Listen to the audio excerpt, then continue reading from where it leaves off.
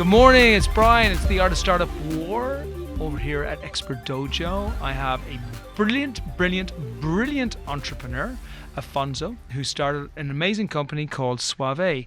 And today we are going to find out everything about deep enterprise cybersecurity and everything in between. Now, I'm excited. Why am I excited? Because we invested in the company, and we invested in the company because we truly believe this company is going to be a big winner in the space. So we have Afonso on here. Now, Afonso, most of the folks who listen to these podcasts are investors. We don't really push it out to startups or consumers. We care about those folks. We want them to learn some things from this. But what we care most about is that fellow investors get the opportunity to understand the diligence we went through and why we love you as a company and why we love you even more as an investment opportunity for the future. And that way, the folks that are looking to make the same decisions will get a little bit of a head start. Welcome to the show, my friend. Thank you.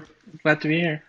So tell us, let's start with the journey of you and where this all began. And take us back a little bit so everybody can get a really good feel as to your experience in the space. And then we're going to take it further forward where we start to look at the genesis of the idea of how Suavei came to be. And then we want to look forward to how we create this unicorn of the future. Yeah, no, that sounds great. So I've been in cybersecurity for about 20 years. I've been in this industry for that long.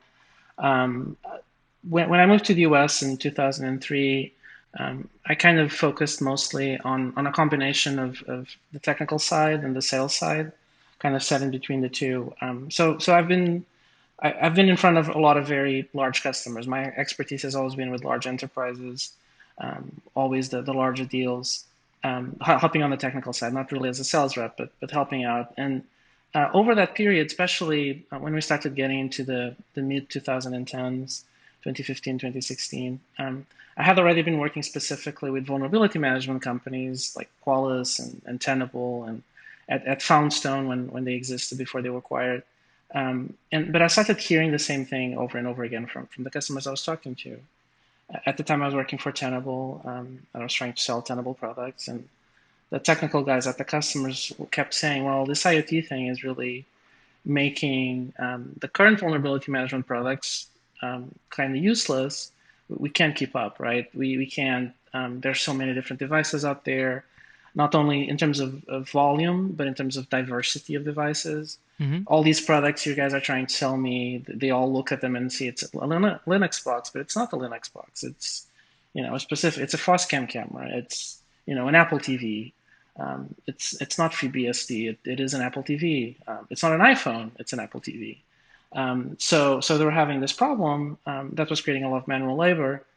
On top of that, I had a lot of healthcare customers that complain about kind of a similar problem. With the slight variation that they were afraid that these new devices they were not designed to be scanned, and they were not designed to be looked at, and they were afraid that they would crash and somebody would be hurt or die, right? So all of this combined with a lot of other customers that complained, well, I have this thing on my satellite link, and it really doesn't work because of the latency. And that actually is a story I've been hearing for literally 20 years, because it's the laws of physics that's not going to change. You can't make satellites be closer than they already are. So I kept hearing these things over and over again. At the time, I went to the leadership of the company I was working for. I gave them the feedback and asked them, what can we do about it? And their answer was basically, we can't. I mean, we'd have to redesign the product from scratch, and that we can't do that. That wouldn't be good business for us. You might just as well go out and build your own company and do it. So I said, challenge accepted. So that's what happened in 2016. I took that challenge and I quit Tenable and I started working on Suavei. Was that a scary moment? Sorry? A scary moment? No, because I knew there was a market opportunity, right? I knew. I've been talking to all these customers. I knew that the need was out there, so it was not really scary from a financial perspective. But of course, in the back of my mind, I was still trying to process, why did these guys tell me they were not going to tackle the problem? Is this an impossible problem? It does not sound like an impossible problem. So from as a nerd that I've always been, and and looking at the problem, it obviously is not an easy problem to solve. Otherwise, somebody else would have solved it a long time ago. And these, Tenable or Qualys or Rapid7, whoever would have solved it. So it was, I wouldn't use the word scary, it was intimidating, right? I was basically have to figure out how to smart these people. So, but I like challenges in that respect. I like things that, try to solve problems that seem very hard. I don't like easy problems. I like hard problems. That's always been my spirit. And so it was an intimidating problem to solve, but it wasn't scary because I enjoyed doing this stuff. And how did you go about fixing the problem? Did you go about saying, I need a team of people to help me create this? Or did you go straight at the problem head on? And what was your vision at that stage of the future, and how has that vision changed? So all of the above, right? So I started by trying to at least find the right approach to solve the problem, right? I didn't want to go talk to, my other seasoned cybersecurity people. I knew I couldn't tackle this on my own, but first I needed to go with them with an idea. At this point in juncture, I only had a problem, and I have a very well defined problem, but I didn't have a solution yet. So it took me, a few months, think about it, talk to a few people I've known for a long time. It became very early in the process, very obvious that the solution would have to be AI. And that goes back to what I was saying about why these guys haven't solved it yet. It's because um, these other products have been in the market for a long time. They were designed in the pre-AI world. Well, I mean, artificial intelligence has been around for a while, but in a world from the 90s and the early 2000s where AI wasn't really commonplace. It was AI folks were just busy solving chess problems. They were not solving these kinds of real world problems yet, but that changed, right? That's the big thing about the last 10 years is that Hmm. the scope and breadth and abilities of AI have increased exponentially, in great part because of self-driving cars, which was another obvious problem that everybody wanted to solve, and that drove AI like crazy, right? That Yeah. combined with Google and kind of the deep search algorithms that had to be so the combination of the self-driving cars and search engines and politics and advertising, which are two areas where there's always a lot of money, cars and politics and advertising. There's a lot of money being thrown into AI, and AI has grown exponentially. So it was not because I wanted to beat AI, but it was clear that one, that was why these other guys hadn't solved the problem. They don't have AI knowledge. And two, because there's AI changed a lot, right? And it does involve starting from scratch. You can't take an existing product and just bolt on AI to it. So with cars, they've tried doing that, and they realized that it's not as easy. That it's in a perfect world, you change a lot of things about your environment to make self-driving easier. It's better to start from scratch, and that's why Tesla has been very successful because they did start from scratch, right? Absolutely. So it became obvious then. Okay, I have to use AI. How do I use AI? Then I talked to all my AI friends because I was lucky enough to know a couple of AI PhDs since before college. So I talked to them, and then the ideas came about. I figured an approach to the problem, stopped writing some code and a provisional patent, and then went to my cybersecurity friends and asked them, okay, what does this product need to do, right? So that's the second stage. That's the second part where I actually needed help. That's where my co-founder came around. Some of the other people, the advisors on the team right now, because these are people that have product management experience and know what a cybersecurity product needs to do to be successful, right? And specifically in the enterprise market, it's always been clear to us from day one that we wanted to target service providers and very large accounts. Not only because that's where my experience is, but because a lot of other people have tried to tackle this problem with consumers and it just doesn't work. Cybersecurity cannot be driven by consumers. Consumers don't care enough about it. Absolutely. Um, and They don't have so enough to we, lose in their own minds. yeah. So I just basically built a team of seasoned enterprise cybersecurity people, and we wrote the PRD of the product requirements document, and then we started coding and getting it out there. And then from starting to code it, then when did you first realize that you had a product that customers would want? It was actually when we started running the product. We went back to a lot of the customers I had before, right? And we started running the capabilities and kind of showing them the early UI and the early workflows and use cases, that it became very clear. And this happened in 2018. So we were 2 years into it. At that point, we had an MVP. So we were able to do demos and show a product working. And we saw just the excitement, right? I mean, there's other things we did that were completely unique, like the fact that the first thing I wrote was the API, right? That's Mm-hmm. also something that 90s and 2000s products didn't do because they weren't really, that was not the age of the JSON REST API. But the first thing I wrote was the JSON REST API, because these enterprise customers like to talk directly to the brains of the product, that they want to build their own UI. So as I was showing them the capabilities of the product, they started getting really excited. And it became clear we were on the right direction. And were there any times during then that you doubted what you were doing? Well, like everybody doubted I was around me was doing, so a lot of it would obviously. I was very confident that we were solving the right a problem that needed to be solved. So I had no doubts about that. I had no doubts that there was a market. Yeah. I had no doubts that our approach was the right one. The challenge, and this is very specific to AI issues and problems that are trying to be solved with AI. And again, this goes back to things that are common knowledge from self-driving cars and search engines and all of that. Um, it needs time to learn. So I knew we weren't going to have this was not going to be something that would be done in like a year. It would take time. I also knew that I needed as much data as possible, right? Much like you see self-driving cars everywhere, they're testing it. So the product needed a lot of testing. So my challenge was from the beginning to getting the product out there and running it through its spaces and in as many different environments as possible. And that's a big challenge, because especially in cybersecurity, because people are not just willing, okay, yeah, just give me a product, I'll install it and running it in my environment. They're not going to do that if they don't know you. They're not going to do that um, if, if they're not trusting you, because they know that if the product is not working very well, it can cause them problems. So I was there were times where I was challenged and feeling a little bit of trepidation about my ability to get the product tested and out there and get it access to enough data, enough different IoT devices. That it's always the human factor, right? I'm very good with computers and machines, and I never have any doubts about my ability to solve problems with code. But humans are different, and Right. that's very true in cybersecurity. I mean, just saw the latest Twitter thing. How did the 17-year-old got go into Twitter and hijack accounts? Social engineering, right? I mean, social engineering is the most basic form of a basic skill that a hacker has to have, because humans are always the weakest link.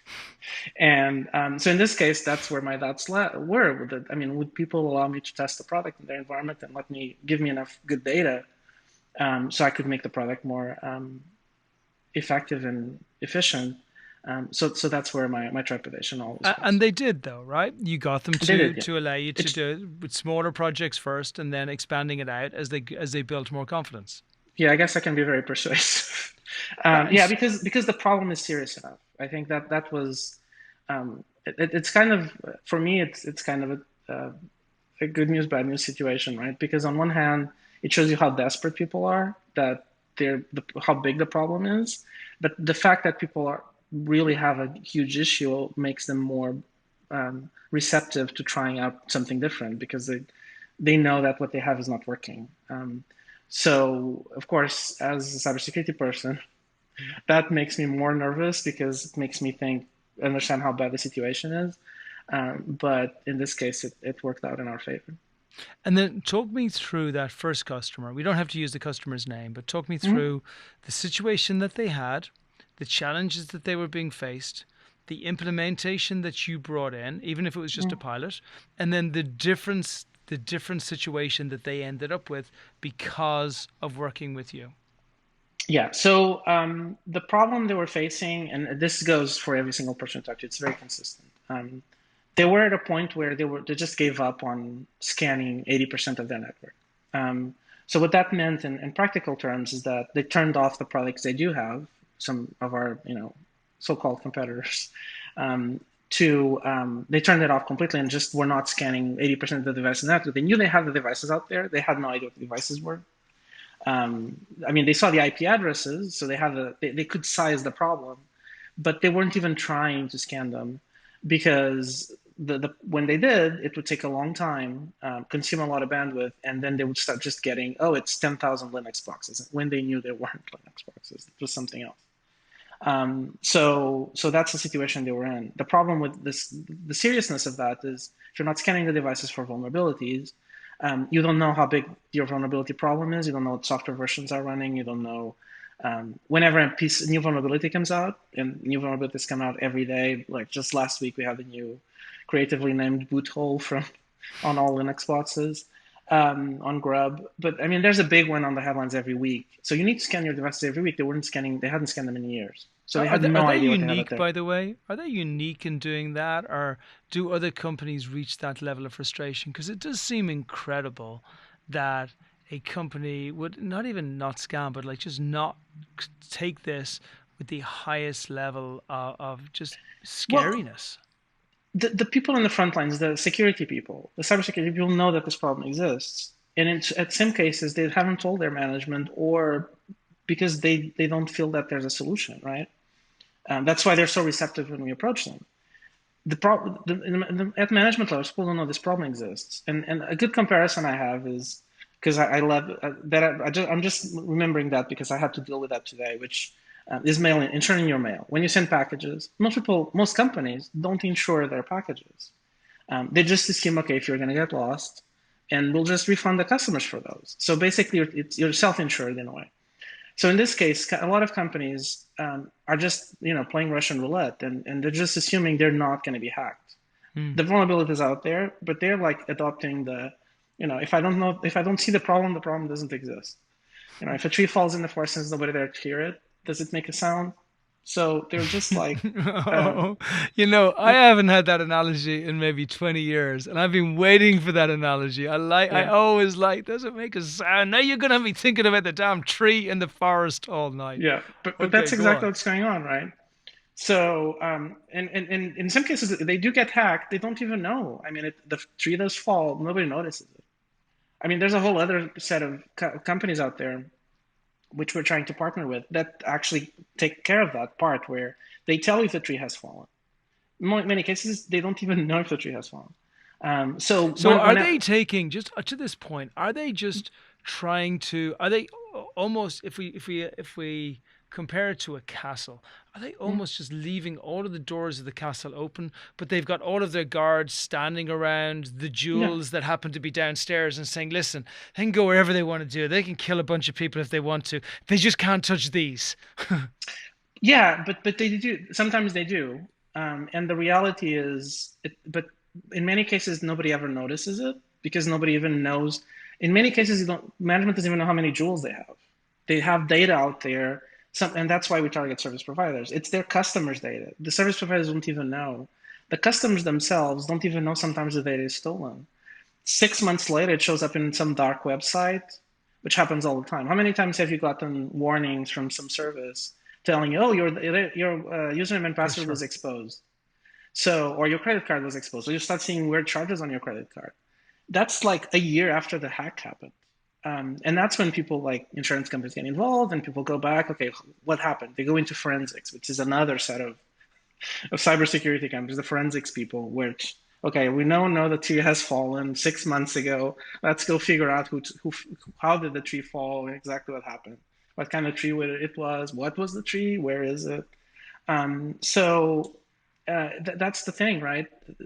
You see that in the headlines. It does happen constantly, Hmm. but people it's too much trouble to prevent it, and people are just not there's no product out there except ours really that can prevent it, and therefore they just ignore the problem until the tree falls.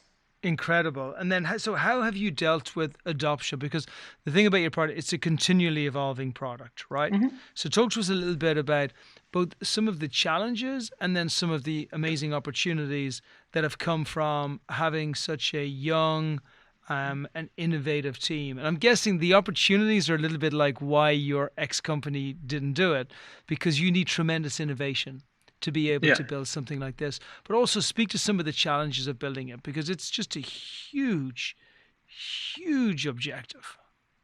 yeah. I mean, that goes back to the what I was telling you about the first pilot we had. He was asking exactly the same questions, right? So when we got in their network and suddenly he started not only seeing all the devices, um, and the devices were showing up, he could now scan them and see all the vulnerabilities.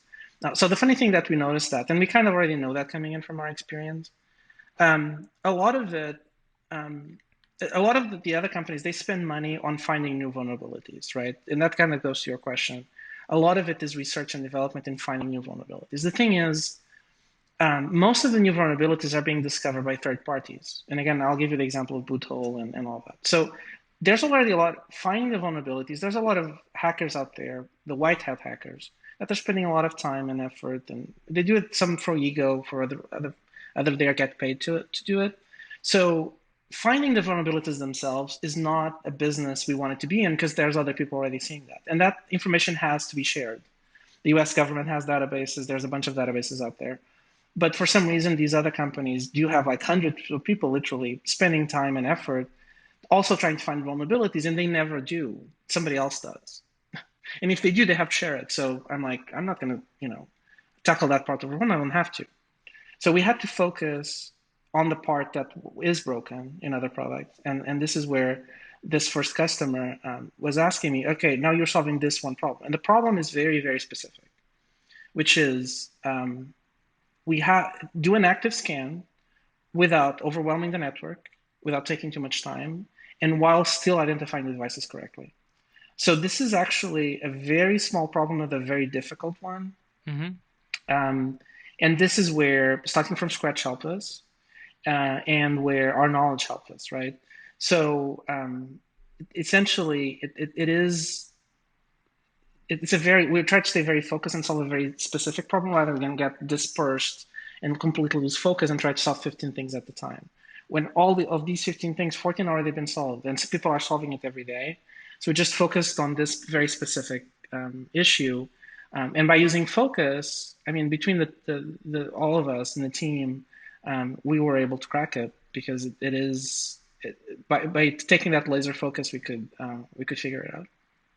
And then as you were building everything and getting to this place where it must have started to get really exciting, where you're saying, we have this, like Mm-hmm. we've managed to crack a code, which is one of the biggest problems that's facing companies today. And we can become one of the dominant players within the next 5 to 10 years.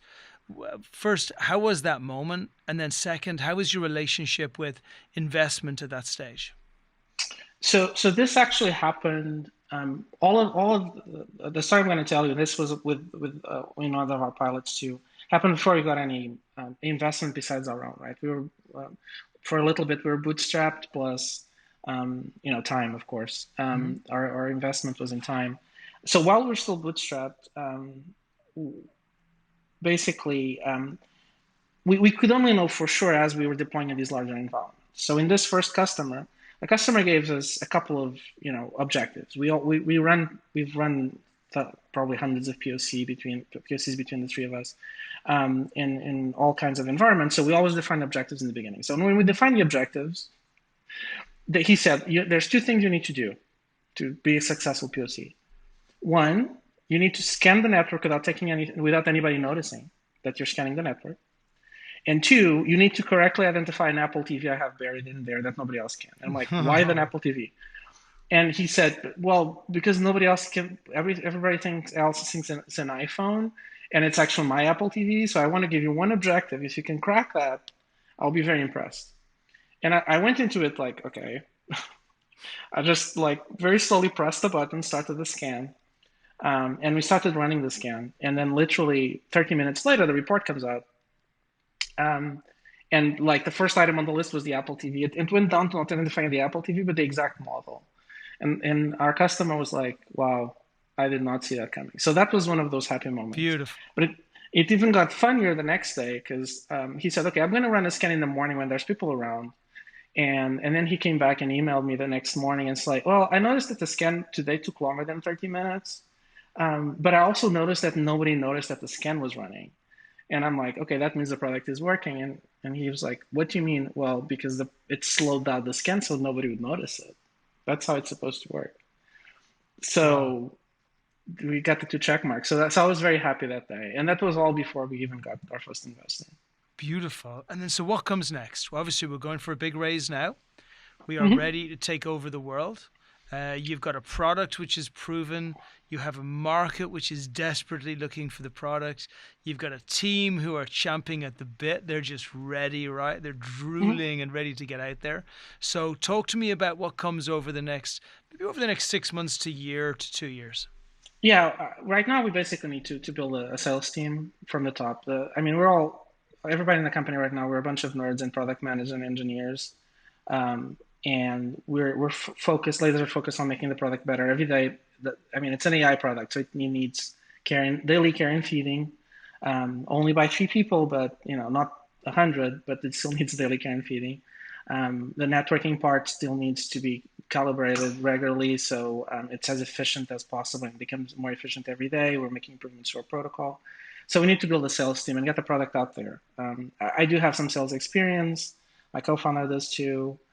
The other team members do, but I mean, we need an energized team that is willing and able to go after customers and I go after them and chomp at them like a pit bull and make sure that they come back. I think in the current environment, one of the things we noticed a lot is people are less responsive to email and less responsive to phone calls. So we need to get them to listen to our message and try the That's product and get interesting. it. It's Hmm. interesting that you say that. Yeah, this is a strange environment, and I Yep. I really like, by the way, the fact that you're saying we need to get some hard assassins. Like Yep. this is not. Can I do sales? Yeah. Do I wake up in the morning and want to do sales? No, that's a bad use of my time. My Yep. time is to innovate incredible product and make sure that we have a team of people building a product which in the future doesn't need to be sold. That Yep. so many customers will use us and be getting a phenomenal response that actually we really just facilitate the easy ordering of our product. But in the meantime, somebody has to evangelize us to the world. So we're going to get the hard assassins in. Yep. What's super fascinating for me right now is how COVID-19 and what Hmm. people are doing is affecting the sales process. Yeah. I don't know it's very interesting. I think, um, and again, I'm not a salesperson, right? I've never been a sales rep. I'm not that. I have a very gentle personality. I'm not the kind of assassin that goes after people and relentlessly emails them. I get emails from those people. Sometimes I almost want to hire them. If they had cybersecurity, like some emails I get, I'm like, I I kind think of I want to was one hire of those this. people trying to give you investment. I was relentlessly. No, I'm going, come no. on, I've Afonso. yes, you were, but I've gotten people that are even more relentless. It's kind of some Wow. of the voicemails I get. I'm impressed. I'm not that kind of personality. But what I've noticed, and I also noticed people like that have been had to escalate their aggressiveness because I like lately I've noticed people are less responsive to emails that take longer.